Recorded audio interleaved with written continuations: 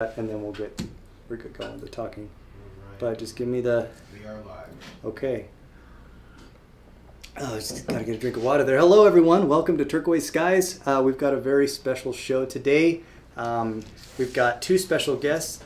We've got Mike Ryan and Philip Chambless. Chambless. I'm Yeah. sorry. It's close enough. Chambless. We're going to be talking about the book. We've had a lot of people asking about this book. This is an amazing book.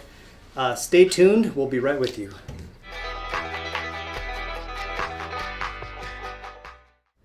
All right.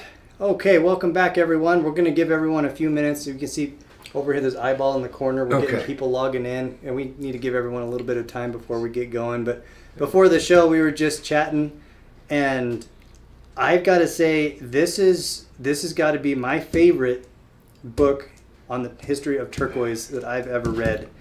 It is very thorough. It's very nice to have everything documented so well and so detailed. And it's called Turquoise in America. I'm holding part 2 right now. We're going to be talking about part 1. We know if you've joined our inner circle, and if you haven't, Miki will put the link in the description below. You can click on that link and join our inner circle, and we will talk more about the book there. We do have some books available. We've already reserved those for our inner circle who has already requested. I will be following up with you there with the limited supply that we have. And then we're also going to be directing you to the source, the website where you can buy this book, hardcover, from the creators here. And softcover. That's right. And soft cover. Yeah. Because you're going to sell all yours right today. I feel like it. Yeah. We're I think when You need to get one out here though so they can see it. That's right. Part 1. Hey Devin, if you're upstairs, can you cut open a box of part 1 and bring it down? Yeah, great cover too. Yeah. And the other thing that is the slip cover. We do have a slip case, and that case. is designed for hardcover of part 1 and 2. Yeah. And it's beautiful blue. You can see it on the website. It's just, slip cover, so they both fit right in there and look real nice on your shelf, in your collection. In your collection. Yeah. Well, definitely a must-have in your collection. If you've been watching the show, you know we talk about turquoise a lot. And if you want a very high-quality reference, the history, you can. There's so many good interviews in here with other mine owners or other stories. Well documented. Please stay tuned. And there he is. We got a soft cover of the. Yes, that's it. Part 1. There you go. So we'll be talking a little bit more about these books today. We've got part 1 and part 2. Yeah. And that was Philip's girlfriend. Yes, I was going to say that. Philip got started in the business back then. Back then, I was a young man at that point in time. I'm just kidding. 1903 or 4 or whatever that was. I'm just kidding. I do have a crush on her. Yeah, she's a beautiful woman. Who is this? That is from the Toltec Gem Company. Okay. And Philip can maybe tell us a little bit more about that later on if you're interested in kind of the background about how he got into this. Because I had a 30-year career in financial services. I was a financial advisor. Then when I retired, I got bit by the turquoise bug. Watch out, you get bit by this bug. And I think many of your viewers have probably been bit by that bug. We've got the choir out we there. got them on there. And so I started collecting, and I learned how to cut turquoise and getting more involved. And I was real curious about the backstory. And everywhere I'd go, they'd say, oh, I don't know, go talk to Chambless. He's the one who knows all that stuff. So we got together and we decided Kicking and screaming. to do, yeah. And he had accumulated 20 banker's boxes of research. And so we digitized that and put it all together in a book. But and so that's part 1. That's part For the most part. But it was published in a print-on-demand 6x9 format. And you learn by your mistakes. I didn't know anything about publishing and got into this, and I wasn't that happy with the book. So after we did part 2, I said we need to match the same format, same production values, and make this a set. All right. Well, we've got the set here. How much are both copies? What are these retailing for? The hardcover is of part 1 is $40, and of part 2 is $60, and then soft cover, part 1 is $30, and part 2 is $40.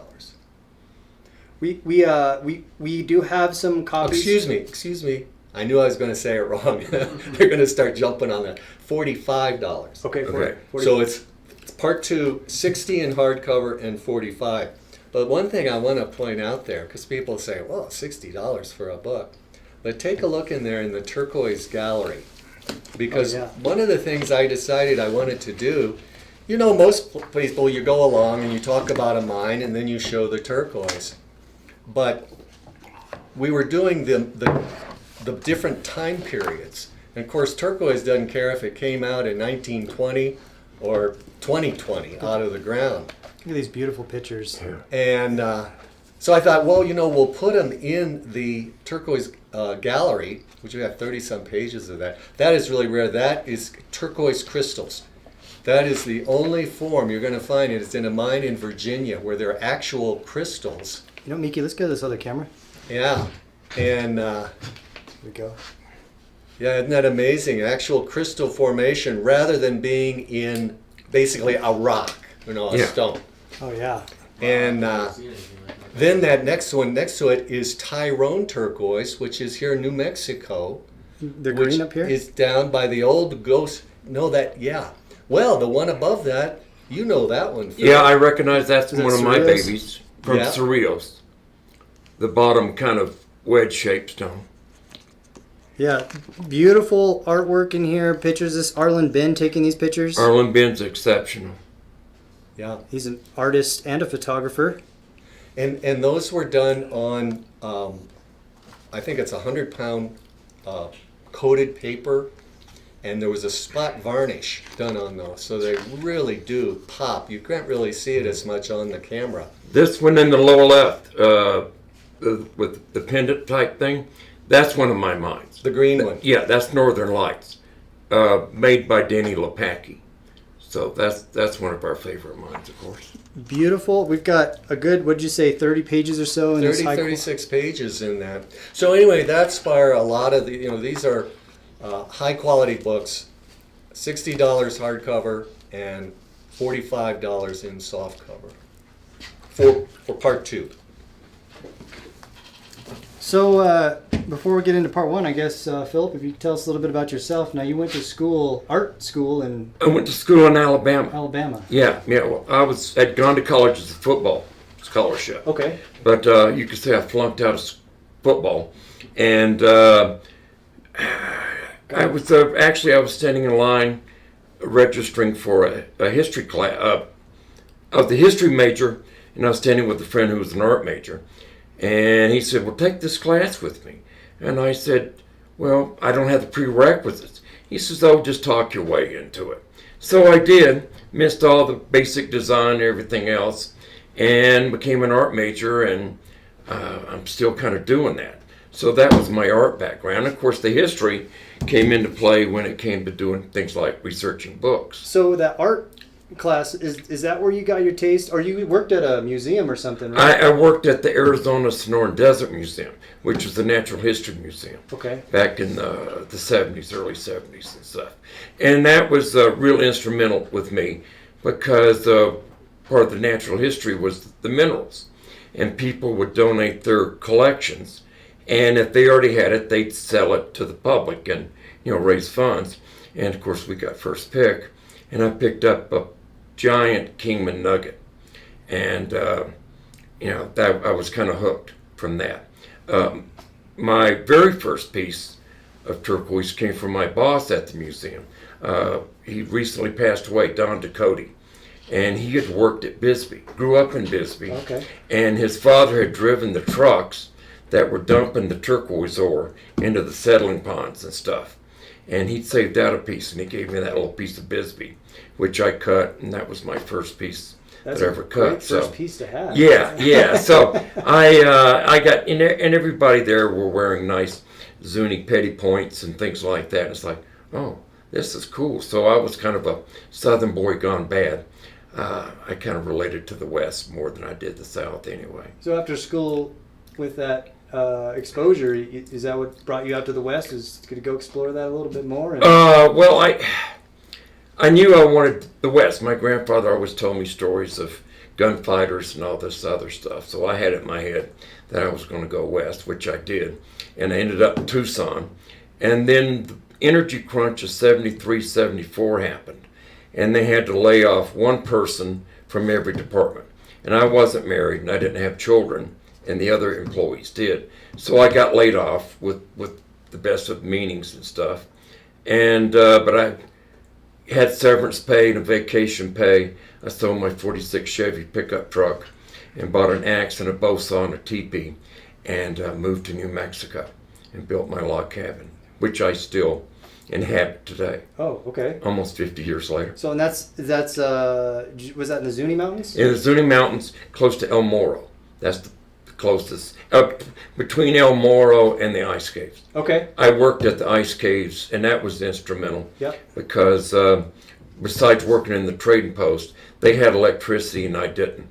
So you worked in the trading post? I worked in the trading post. And what, grants? And at the ice caves. Oh, at the ice caves. Okay. Yeah, it's a tour thing where you go down. Yeah. But they have the counter where you pay to go in, and of course we had a full spread. It was 1974, 5, 6. Right around that boom. Right around the boom. So we had the traders coming in with Lincolns and stuff like that. Yeah. Selling stuff, and that was a good exposure for me. And I don't know if a lot of people know this, but especially the reservations around that area, you really utilize the trading posts for everything. Yeah, there was a gas pump there. A lot of Navajos came in selling rugs. Yeah. Raymond Navajos, the local Navajo reservation, which at that time wasn't a big silver smithing community, more textiles. Okay. Yeah, so that's what they're You'd known still for. get sometimes buckets of turquoise that would come in, or I'd get people that were lunchbox miners. Yeah. Out of say Morenci that Okay. would come and find me in the middle of the woods and sell me 5-gallon buckets of Morenci for what was pretty cheap at the time. That's a good question, and I know we've had this before. Is what is lunchbox turquoise? Someone has asked that before. What is? You want me to take that, or you might Go for it. when copper mines is really where it comes from. Yep. And you have people operating equipment. Well, if they break into a turquoise zone and all this turquoise falls out, the operators jump off of their big rigs and go pick it all up and sneak it out in their lunch boxes. Yeah. That's why it could be their pockets, but they were called lunchbox miners. That's right. And of course, the copper companies weren't crazy about these guys jumping off this, $5,000 an hour equipment to pick up turquoise for themselves. So that's why Bisbee and places like that started burying it and destroying the turquoise to keep their operation going smoothly. Right. So you have to stick on the copper. The background on that is that turquoise mining had always been tunnel mining. So the mining that was done outside of Santa Fe, the Cerrillos Hills, which was early on, which again we cover in Turquoise in America Part 1, which was the early period. And like we see with this lovely lady on the front with this sky blue turquoise, that's all they wanted. And there was no Indian jewelry market. Right. Now there was Indian jewelry, but it was on the reservation because there was no tourist market. It hadn't developed yet. And we tell that story in Part 2, where you see how with the railroads and the Fred Harvey organization, which created the hotels and the hospitality business and really allowed the tourist market to develop. And you were talking about the Indian traders. Well, they were the ones who would help the native artists source the stone, source the silver, and then they would provide that to these shops along the railroad. And that's really what created the market for turquoise after the end of our period, 1910, where all that jewelry was going to Victorian-style jewelry. Mm-hmm. Tiffany and Company. And Tiffany and Company was largest. You see here, this would have been a piece. Yeah, there you can see that. Yeah, I'll put that on And the Yeah, camera. put that closer up because Camera 2. you'll see that the stones are small. Sky blue turquoise. Well, those are really big. Normally, By comparison. they would be very small, little cluster settings with diamonds, pearls, and other precious gems. Turquoise was very expensive. People today, they ask about the price of turquoise, and I say, well, where else can you buy anything that is it's a third of the price now than it was 110 years ago. I mean, that's how dramatically inexpensive turquoise is. That's hard. And to a lot of conceive. that is because there's so much that comes in that has been stabilized, has been treated, very different from the natural turquoise, which is one of the rarest gemstones on earth. And so they would tunnel in to go directly to the source there. But interesting thing happened. After World War II, the developments in metallurgy, much of that coming from, hey, let's build faster airplanes and more powerful airplanes, they developed the ability to have these huge monster trucks that could remove tons and tons and tons. Before, you just have a little pickup and you couldn't take the overburden off. So after the war, you started having open pit mining. And that gets back to the Lunchbox, Yeah. because now you had the opportunity for these operators to do that. You'll fill it up. Interesting. Really Yeah. interesting. Mhm. A couple questions here. We've got Elizabeth saying, I signed up to get the books on T.Skies Facebook page. Yes, Elizabeth, we're going to go through afterwards, and we have 60 books. That's including both part 1 and part 2. We've got 50 books. 50 books. Yeah, we've got 50 books. We've got more part 2 than part 1, but we're going to go through in order of when people ask for them and get you in order. If we do not have the copies, we're going to continue to work to get you some books. Now, these will be available on the website. Is it turquoiseinamerica.com? That's it. Correct. And we will share that link with you as well, and get you connected with that. Another question, Betty.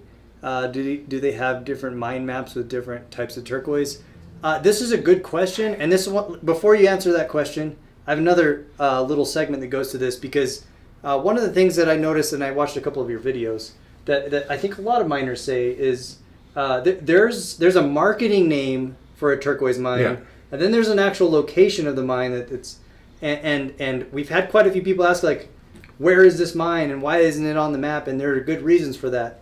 Why is it that we have a marketing name and a... I'm a good one for that because Okay. I'm actually one of the guys that does this. Yep. High graders is the short answer. And that means what? It means, it's called high grading. Really, the meaning of it means me and my partners, we go in expending the energy, money to open up, get down to where it's at, and then we have to go home for the evening or between seasons or something. And the high graders come in and reap the benefits of us opening up the hole. Like poachers. Poachers is another word. So what will often happen is we have a claim name, and people are going more to where they don't declare a turquoise name. If I'm looking in old books for turquoise mines, it's Royal Blue or Aztec or whatever. But now people are using ABC, anonymous names, you don't know what it stands for. And then you basically name the hole, a nickname or whatever. So, A marketing name. a marketing name, commercial name. Try to say, a good example of that is the turquoise, and perhaps you've worked with some, and maybe some of your viewers are familiar with a relatively new product that came from Kazakhstan. Oh, yeah. Golden Hills? Golden Hills. Yeah. So it's from Kazakhstan, but Kazakhstan is a mouthful, right? And it doesn't really quite have the golden Oriental Hills. So it's a marketing name. Yep. Now, all of that product, as far as I know, all of that product is stabilized. Beautiful product, but it's stabilized, which just means because turquoise is generally so soft, that in order for it to be worked in jewelry, you have to make it harder to stabilize for hardness and for color, because the nature of turquoise is as it dries out, the color can fade. Or because it's so porous, it's so soft, it will absorb oils and body oils. So your beautiful blue turquoise, if it's next to your skin or wherever, then it becomes a green. So the stabilization has been excellent for the jewelry market because it makes it much more affordable. Because the price difference between natural and stabilized is significant. Yeah. Right. Significant. So it's just something to be aware of. Not that there's anything wrong with stabilized, not at all. You just want to make sure you're informed about what you're getting. And this is why your vendor, like T.Skies, it's so important, and you strive so much to educate. Education. Yep. This is why we are pushing these books. This is why we push these conversations. Is I didn't even know that all of their turquoise was stabilized. However, there is a big gray area between good stabilized and not so good stabilized. There is. And what is reconstituted, what is enhanced, what is all these things, and we'll get into that another time. But yeah, that's interesting. It's and this is something we push. But that's a good example of a marketing name. Yeah, and it's getting expensive too. It is. Well, the it's Golden Hill turquoise. yeah. Well, because people love it. It's that lavender. Yeah, it's real pretty. Yeah. It's pretty stuff. But it's not turquoise in America, so It's not turquoise in America. It's not American turquoise, so it's not going to be covered in this book, especially during this time. It's the one thing we do cover in part 2 is there was a period in the 1980s where Chinese turquoise was first brought to the United States, and because it had such an impact on the market at that time, we do cover that story in chapter 5 in the book. We call it First Contact. First contact. Yeah. It's interesting because you do see some really good quality stones around that time, and then I feel, this is just from my observation, please let me know what your opinion is on it, that over time you've seen the stabilization maybe get a little more mass production quality coming from China, and it's kind of given Chinese turquoise a bad name. And usually if I have a piece of turquoise and it's Chinese, we'll let everybody know, and then you kind of have a little bit of a, oh, well, it's from China. However, there's some really good turquoise in China. There's some phenomenal out of China. It's just harder to find these days. And I think that feeling, all those bad feelings came because in the late 80s, this natural product was being introduced. And for the first time in, maybe a decade or more, jewelers had access to fine, high-grade, and even gem-grade the beautiful dark web turquoise that the market loves so much. And it was reasonable. They could afford it, and they could put it in the jewelry. So it had a major impact on the marketplace. But again, then the genie got let out of the bottle when all these Americans went to and taught the Chinese how to stabilize, and then they flooded the market, and you had turquoise that was selling for 10 cents a carat. Yeah. I mean, it just put a lot of people out of business. And when you get put out of business, you tend to be a little irate and who did it to you. Right. Yeah, that makes sense. Well, another thing I heard from the guys that went to China is the Chinese didn't grade it, didn't separate it. So they had these huge mounds of turquoise, and they had to go in and get the good quality stuff. And I guess that's when the Chinese started seeing how much chalk and lower grades they had that needed to get kicked up. Oh, I see. But that's the only reason we include that in there, just because of the impact it had on turquoise in America. It did have an impact, too. And that's going to be in part 2. Yeah, it is in part 2. And that's going to be in the 1980s, early 90s. Late 80s, Late I think. 80s. Yeah. Yep. Interesting. Because one of the things about Turquoise in America Part 2 is our ability to have the stories of turquoise. When we wrote Part 1, I had someone say, Mike, you need to tell more stories. You need to have more people involved in that. And I said, well, John, it's kind of tough because they're all dead.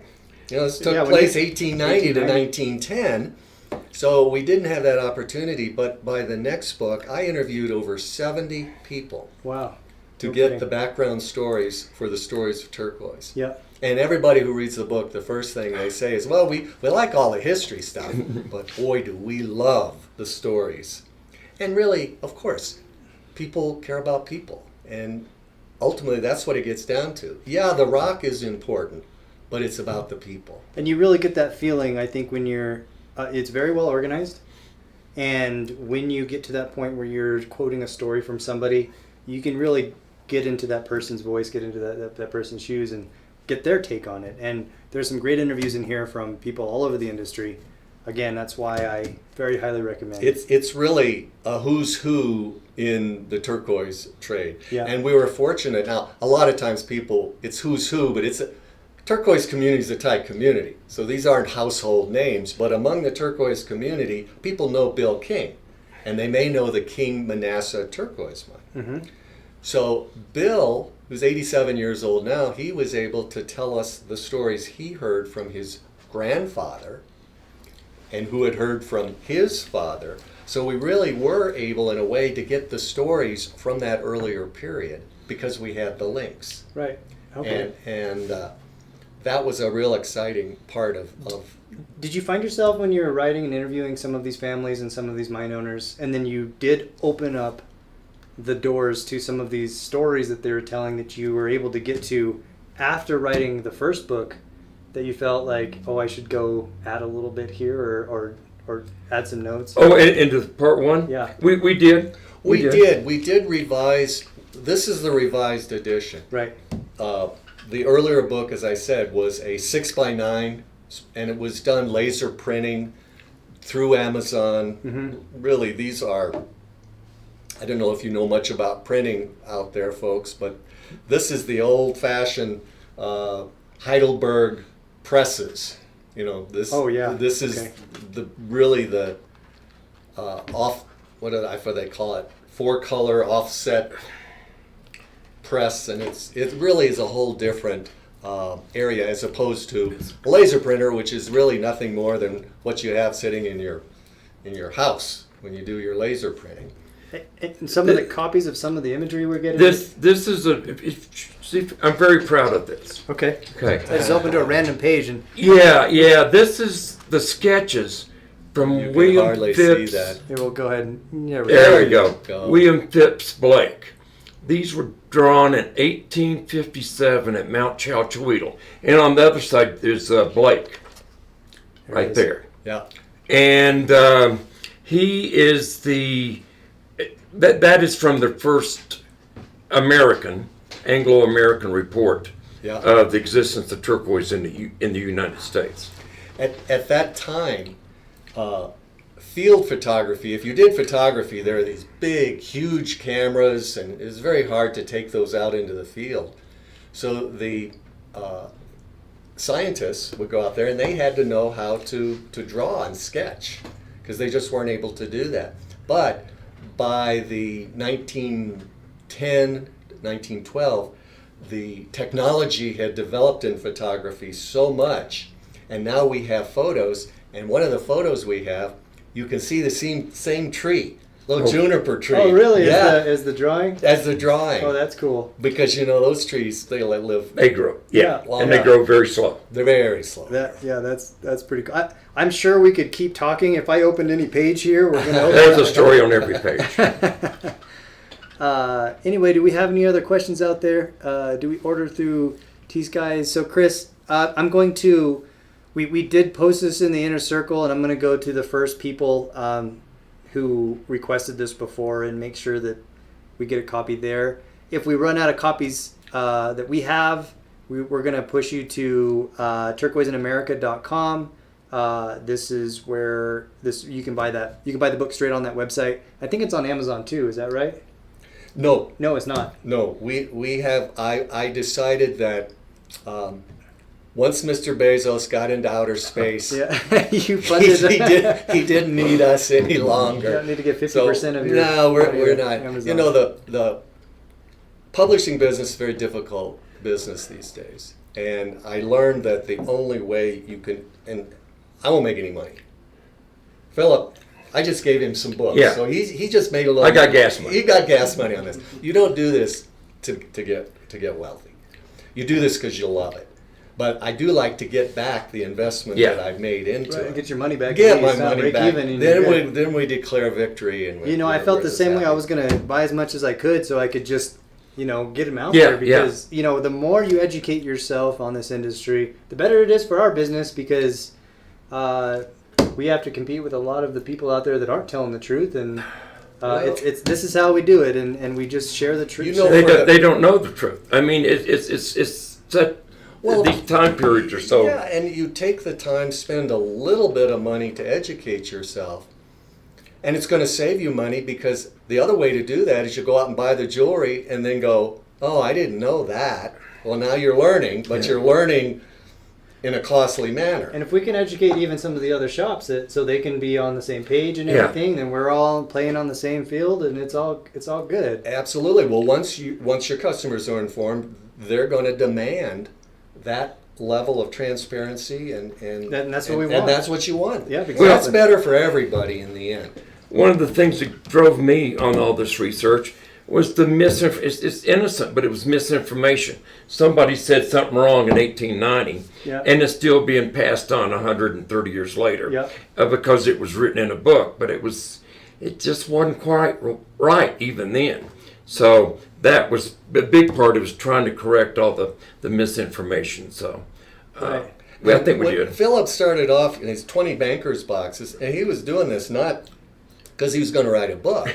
He was doing this because he wanted to be a turquoise miner, and he wanted to find out where the mines are. And we explain in that about the 1872 Mining Act, which still governs mining on public lands. Oh, really? Can you imagine a law from that time that is still in effect now? And so he's doing this research, and that's when we decided, let's make this into a book. Yep. And preserve that. Well, I'm really glad you did. Marilyn is asking what the price is. It's $30 for the soft cover of part 1 and $45 for the soft cover of part 2, Marilyn. We'll connect you with that. There are some pictures of maps and things in here too. There's one right there.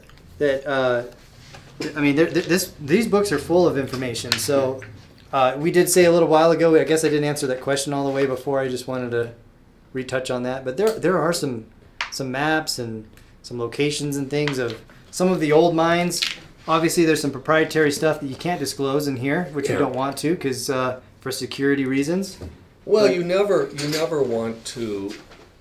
You don't want to take bread out of somebody's mouth. I mean, come on, there's people that make a living doing this, and they're entitled to have that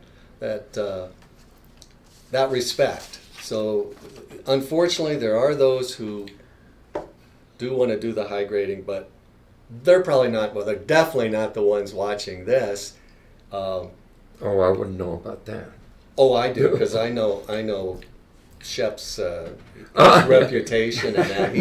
But I mean, drawn in there.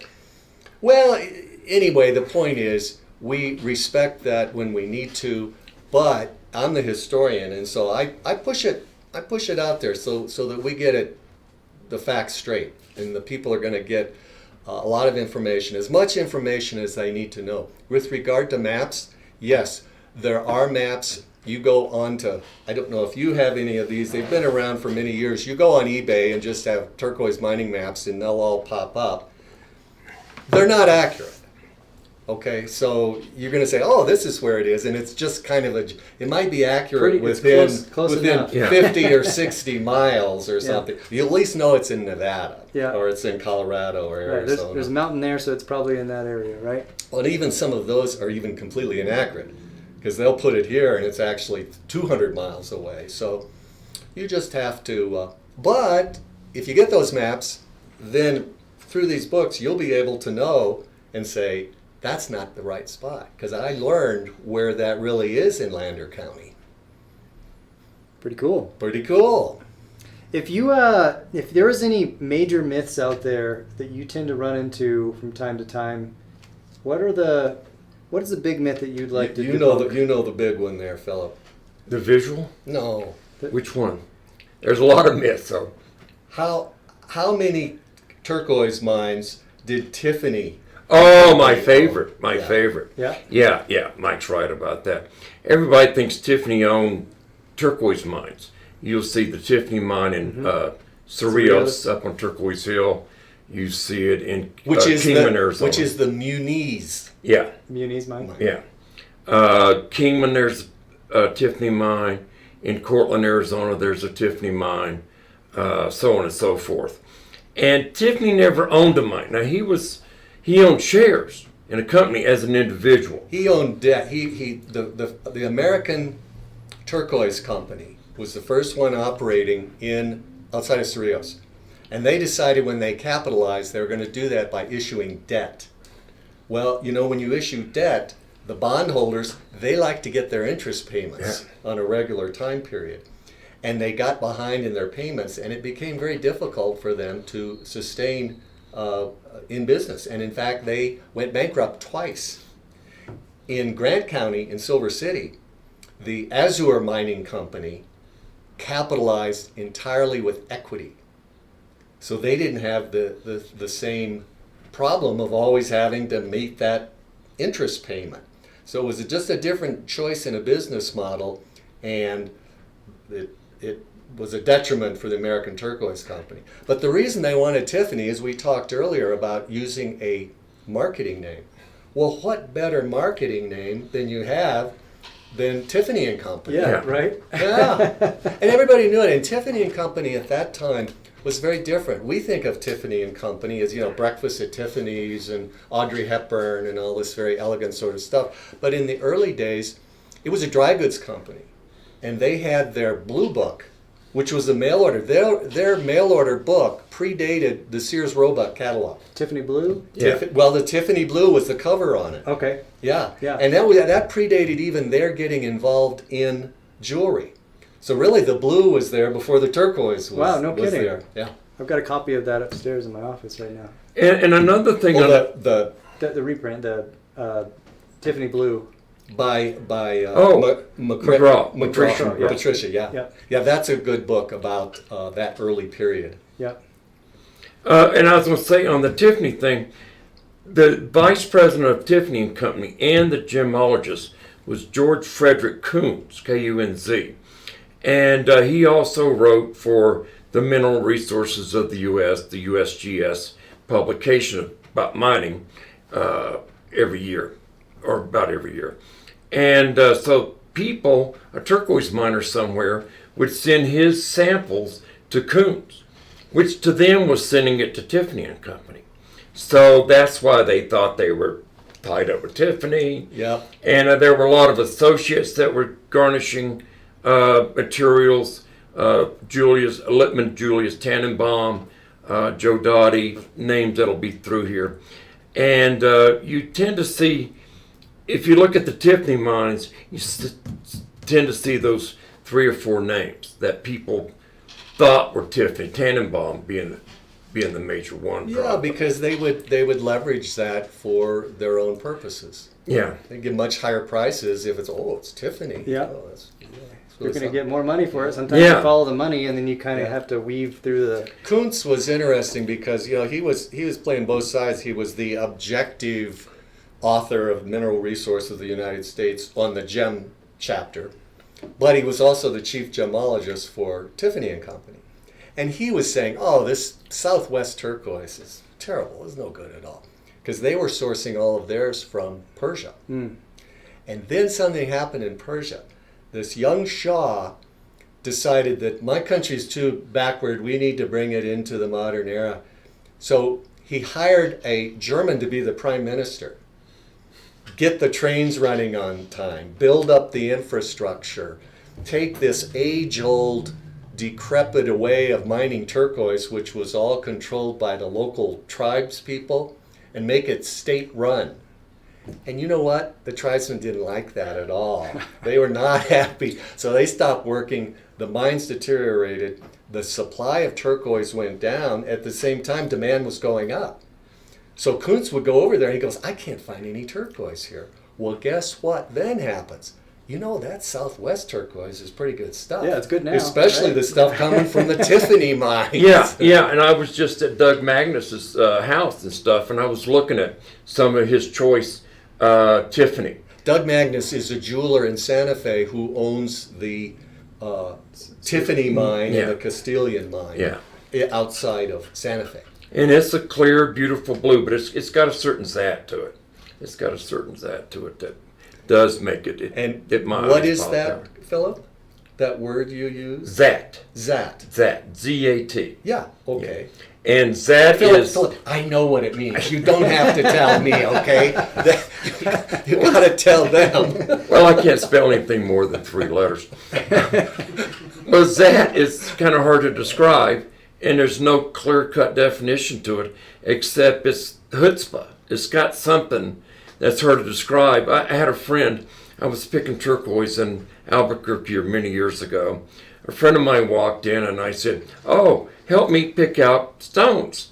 He says, "Well, that's easy to do. You look at the tray, you look away, and you look back, and the ones that jump out at you, that's the ones with that." The equivalent would be luster in a pearl or brilliance in a diamond. Something that draws your attention. Something that's it's something that you can't describe. That is just a feeling or a sensation. And you'll generally feel it maybe someplace in your body even.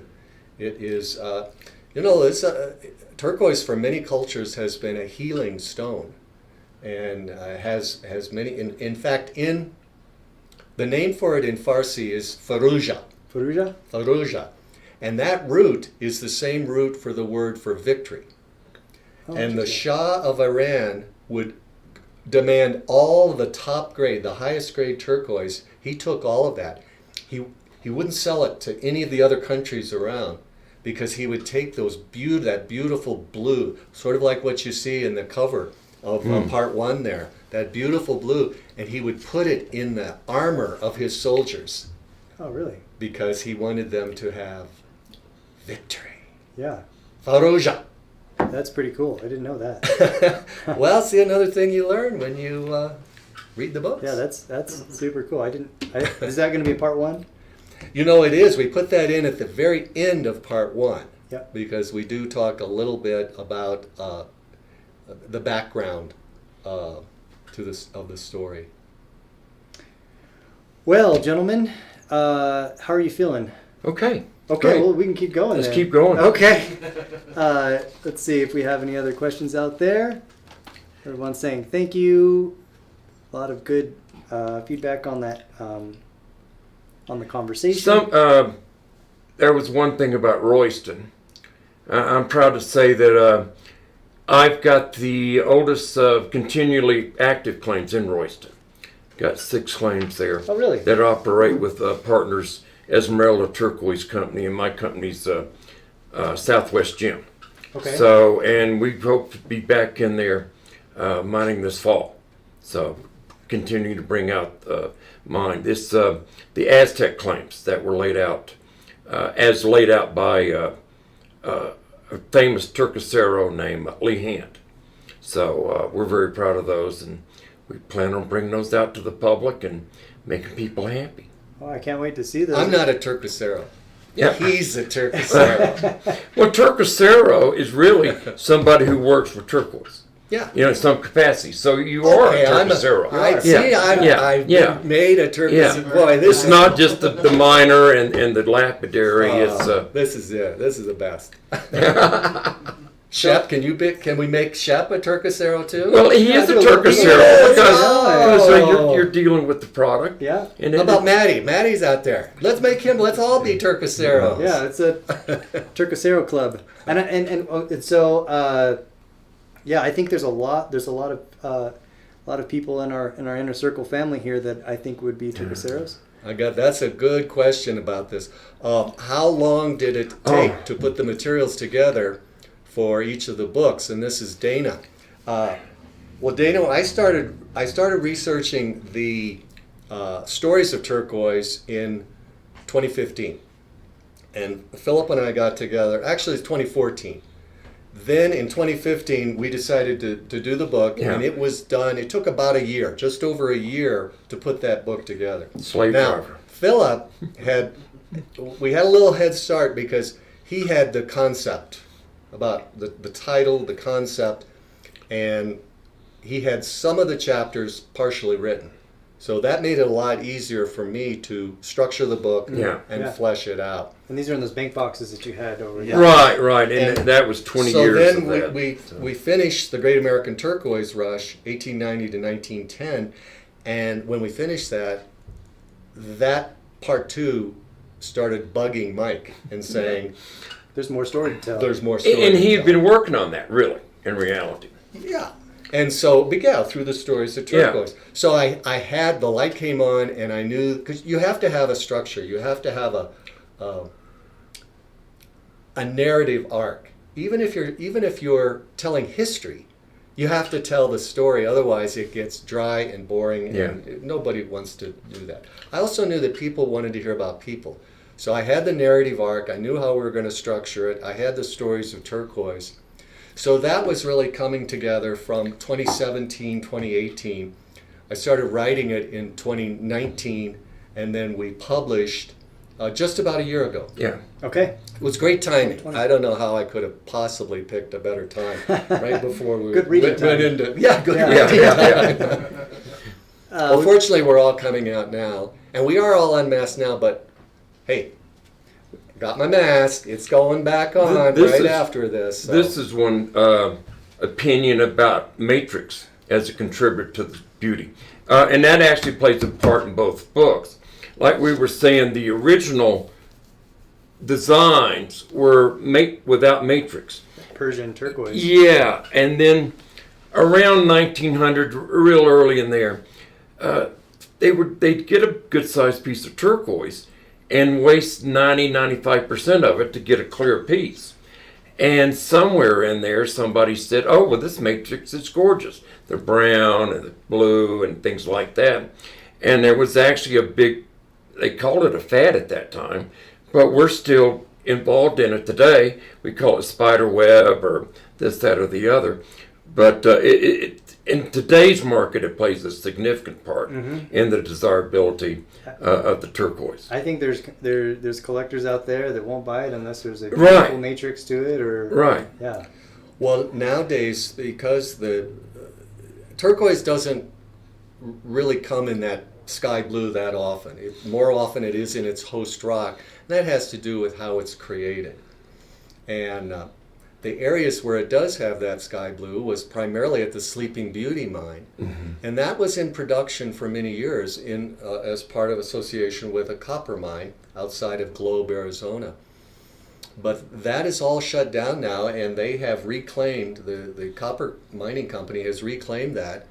You know, when they're spending $100 million for reclamation, they're not too concerned about the fact that even if they're giving up $10-20 million worth of turquoise. Yeah, well, it's how to get the money faster. They're spending in that because they're going to mine for copper. But that sky blue came out at Sleeping Beauty, but it's gone now. So really, there's only a few mines that still produce that. Lone Mountain in Nevada has had some sky blue.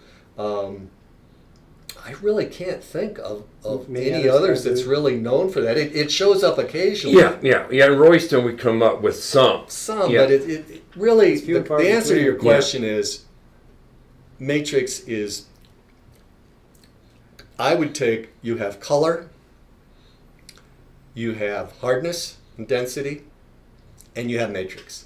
And those are the three major factors that determine the grading in turquoise. We've got a question here from Michael. How do you find natural turquoise to buy for your jewelry if you're a jeweler? Well, that's a good question. We just did a video with Philip and his partners yesterday for our blog. And folks, on our blog, not only can you get these books after Matthew and Turquoise Skies sells out in about 15 minutes here, and we also have a blog.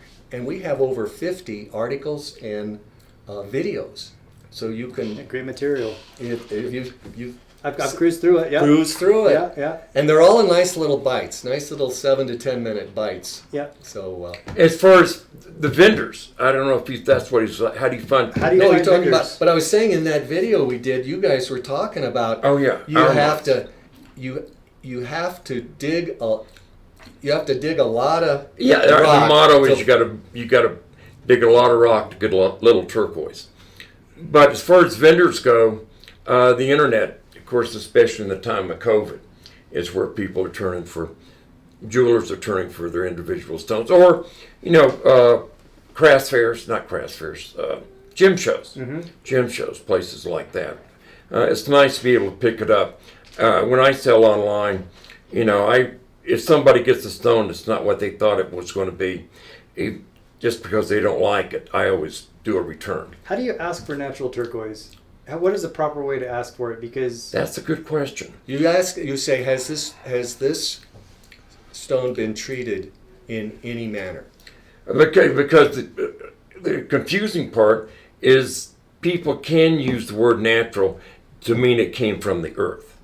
Yep. And so even though it's impregnated or acrid treated through another process, they'd still consider it natural. They'll say natural. They say it's not lab so created. You're out and you're dig. You start finding some turquoise, and it's 80 to 90% of it in most mines. In Arizona, 95% of what you're getting is what we call chalk.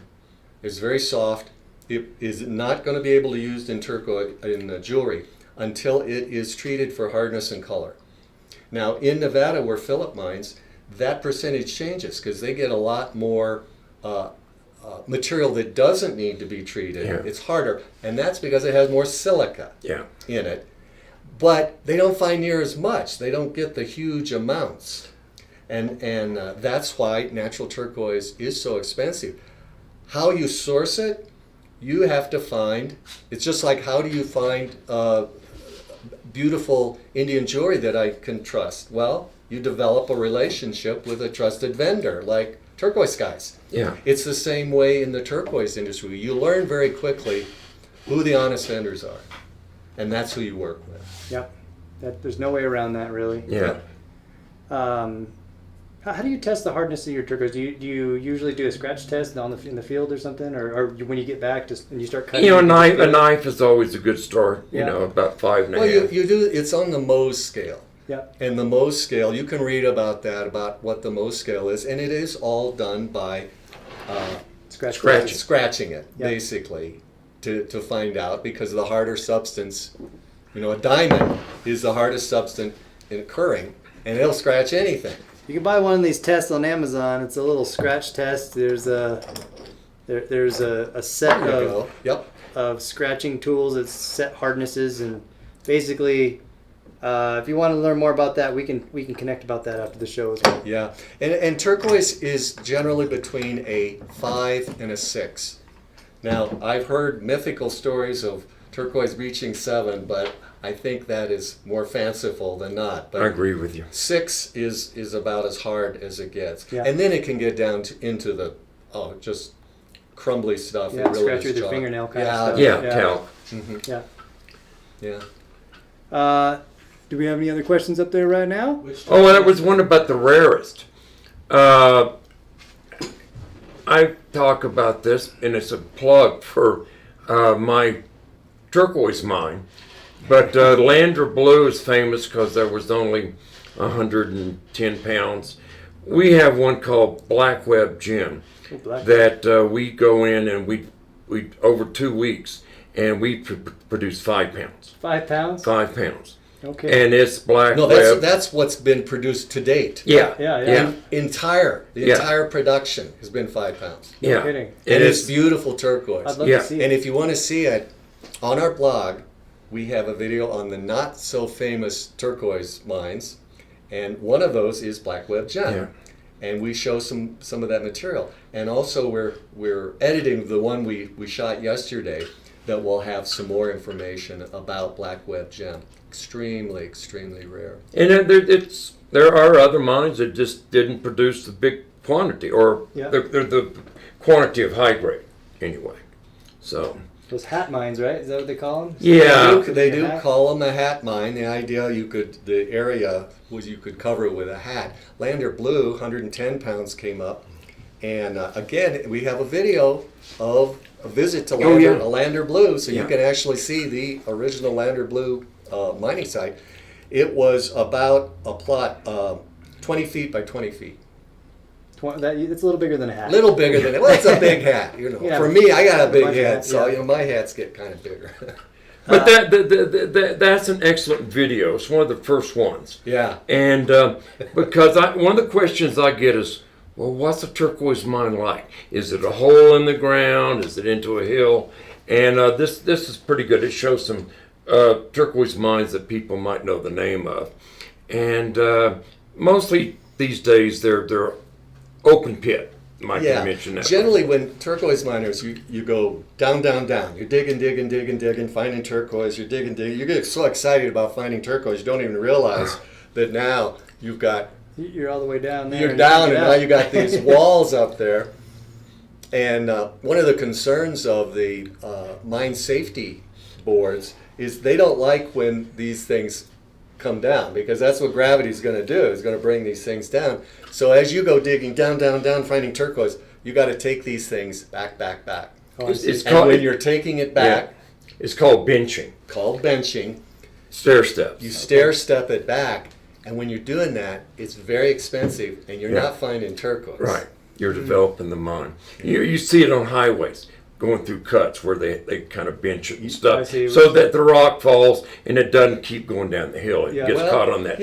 Out in the West, how often you're driving around and you see the sign, "Watch for falling rock." Yeah, gravity will do that, and that's when you have these big walls straight up like that, and eventually it's all coming down.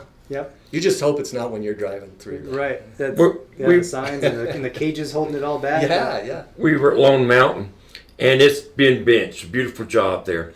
You can see that in the video. You can see, and you can see the tunnels from almost 100 years ago. Oh, that's so cool. You can see where they tunneled in. Yeah.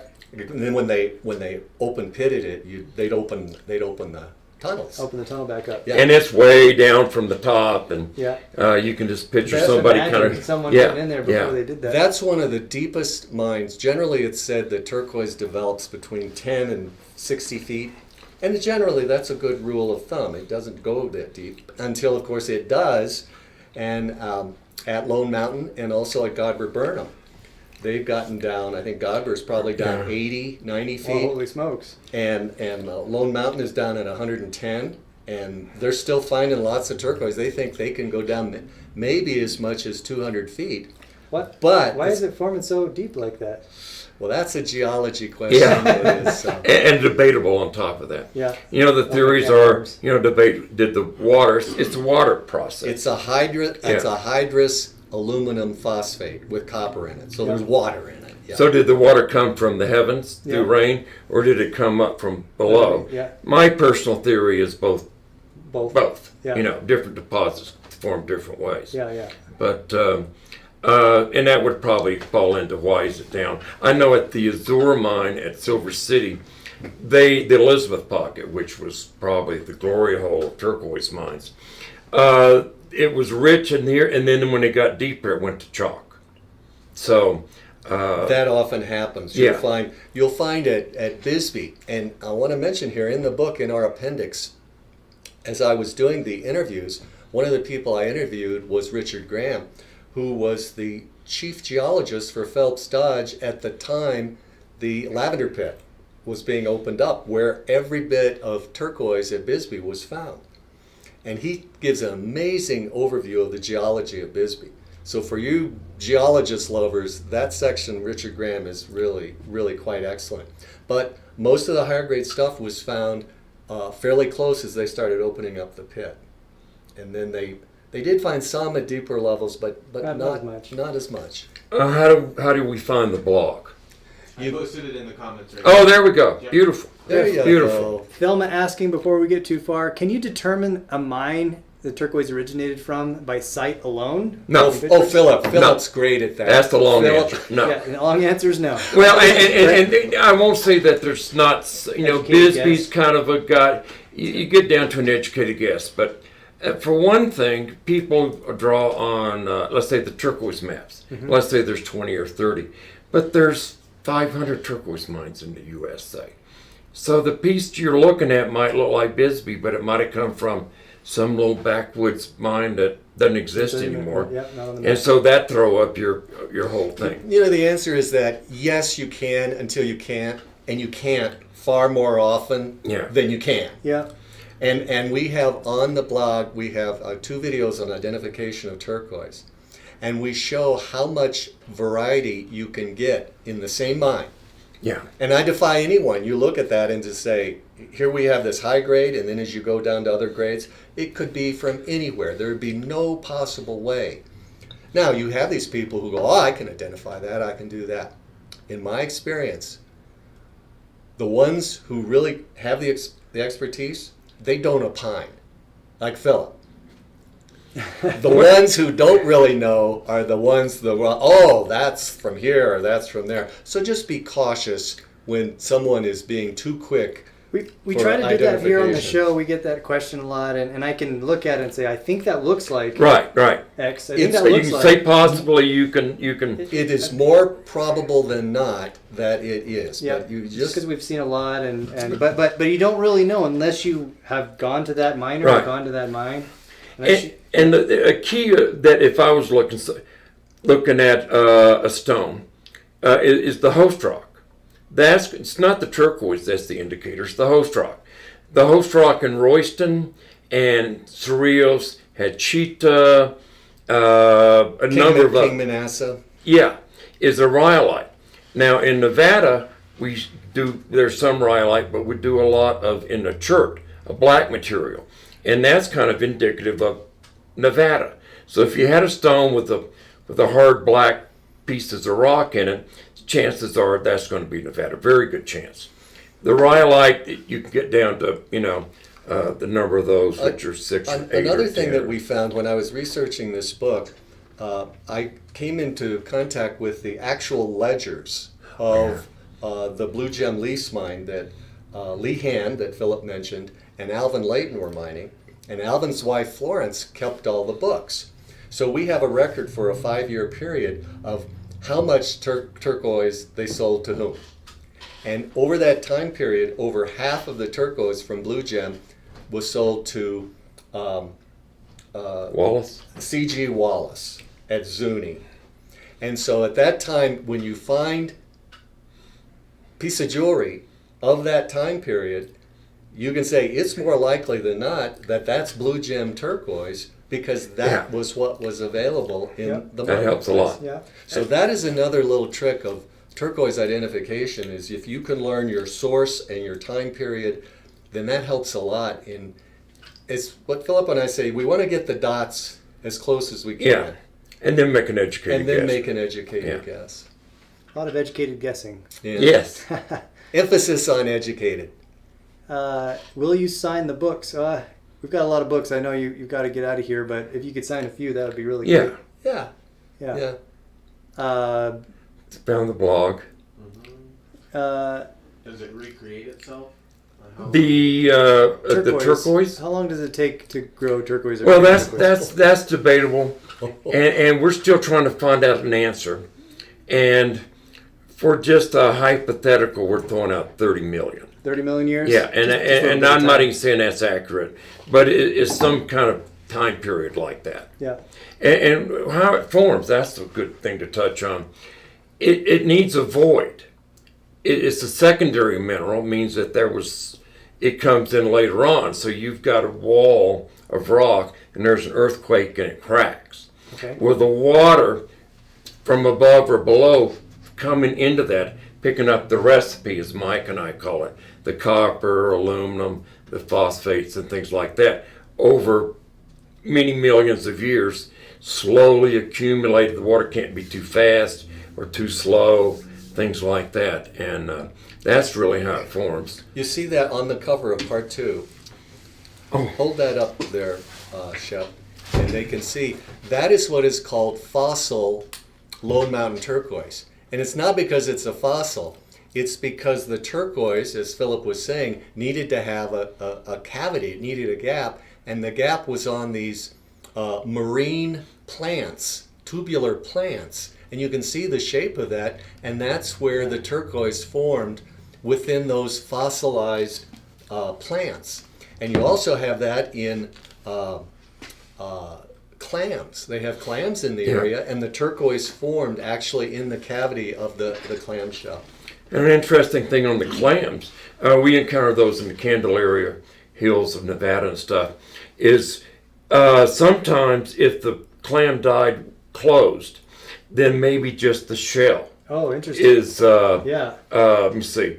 If it was closed, it may have replaced the whole thing.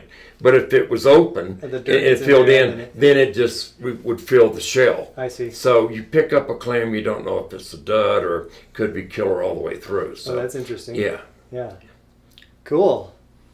Awesome stuff. And well, we're at our mark here. That is our show for today, and I hope you had a good time. I had a great time, and there's great questions. I'm really good impressed with questions. good. We're going to have Good some questions. more questions. We'll take one more question here. Claudia, given the mining difficulties and government restrictions, what is the future for access of turquoise? That's a real good question, and we'll see. It's the short answer. It's timely because we have a blog article. It was the most recent one. I just posted it 2 days ago, and it's called the Future of Turquoise. Oh, that's right. Yeah. And do read that, but the short answer is, you want turquoise, you want natural turquoise, get it now. It's going to get more expensive. At this point, the 1872 laws are in place, but they could be rescinded at any time. And with me and my partners, we put up reclamation bonds. So we put in a lot of money. We go into a mine. The government wants to know that we're not going to trash the ground and run off and leave it for them to clean up. Yeah. So we have to put the money up front, thousands of dollars, that would pay bulldozers and crews to come in and clean up the mine later on. So Is there a the lot of people problem with that with other mines? in the past? You know, I'm located southwest of Grants, and in the 70s when Grants was booming and I was there, when the uranium from Australia came in at a cheaper price, the mines in Grant shut down. When they shut down, they left the tailings piles blowing in the wind, and it was radioactive, and it was the U.S. government. They had to go in and reclaim all those. So they don't want to get stuck. I mean, we're small mines. As I say, we're digging septic tank size holes in the ground for the most part, but we get classified with the big boys. It's a one-size-fits-all law. Yeah. So the same, whether you are Kennecott Copper or, this huge, Kennecott operates the gold mine up where it used to be the famous number 8 mine. It's now the largest open pit gold mine in the world. They operate, when they want to do a plan of operation, they have to file the same environmental protection report that these guys have to if they want to develop a plan of operation. And it's one size fits all. Okay. And as Philip said, they're going in, they're mining gold, they're putting sulfuric acid into the ground and doing all this stuff. And these guys are digging a hole the size of a septic tank, but they got to go through the same hole. So it's just not economic for turquoise to be brought to market unless the price goes up. So that's why I said you get it while you can. There's more likely than not that it's going to get more expensive. There's not a whole lot of turquoise miners out there. No, there's really not so much. Because it's too expensive. It's not economically feasible. You got to have the turquoise. You need a turquoise Yeah. It's a lifestyle and a labor of love, and Yeah. obsession and passion. And Philip's got a shovel for you, Shep. So Oh, yeah. Yeah. Vacation. Come out and take there a you go. vacation and go out I'll there. take you up on that offer. I'll enjoy it. You'd probably Yeah, love have it. a great time. Of course, it's like cutting turquoise caps. When I started cutting, somebody told me, Mike, cutting 15 cabs is a lot of fun. Cutting 300 is a lot of work. Fun, doesn't it? All right. Well, thank you so much. Again, if you like the books and you don't want to wait for us to contact you on our inner circle if you've already asked for them, you can go to their website, turquoiseinamerica.com, and you can purchase these books today. It's $30 for Part 1 softcover, $45 for the Part 2 softcover. There's hardcover editions on there as well. If you've already asked for us on our inner circle, we're going to connect with you and we're going to let you know. We only have so many books, but we'll try to get some copies for you. Yep. And we hope you'll have us back again. Yeah, we hope you'll come back There's just again. a world we hadn't even started to cover. That's yet. it. I mean, you saw I opened up to one page and you're like, wait. Well, let me tell you all about that. we could, and these are good sneak previews into what's in there. But yeah, I would love to have you back anytime. Yeah, just let me know when you're in town. I'd love to take you to lunch or to dinner, and we can jump on the show and just gab about turquoise all night. do it all the time. I Yeah. love it. Excellent. Sounds like fun. Well, thank you so Thanks, much, Matthew. gentlemen, for coming Appreciate in. it. Appreciate your time, and we will talk to you all soon. We'll be back tomorrow. There's another Digging Deep, and we've got a couple. We've got some guest artists this weekend on Saturday. We've got our big gallery show on Friday, and have a great evening, everyone. Take care. Bye.